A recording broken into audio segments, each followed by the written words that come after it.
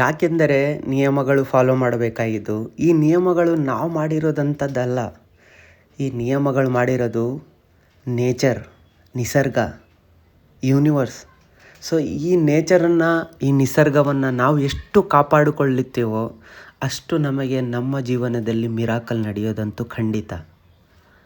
ಮಾ ನರ್ಮದಾ ತಾಯಿ ಪೂರ್ತಿ ನರ್ಮದಾ ಪರಿಕ್ರಮವಾಸಿಗಳನ್ನು ಅಬ್ಸರ್ವ್ ಮಾಡುತ್ತಾನೇ ಇರ್ತಾಳೆ ಎಲ್ಲ ಕ್ಷಣದಲ್ಲೂ. ಆ ಕ್ಷಣದಲ್ಲಿ ನಾವೇನು ಮಾಡ್ತಾ ಇರ್ತೀವಿ, ಎಲ್ಲಿದ್ದೀವಿ, ಎಲ್ಲಿ ಮಲಗಿದ್ದೀವಿ, ಈ ಎಲ್ಲ ಕ್ಷಣದಲ್ಲೂ ನೋಡ್ತಾ ಇರ್ತಾಳೆ ತಾಯಿ.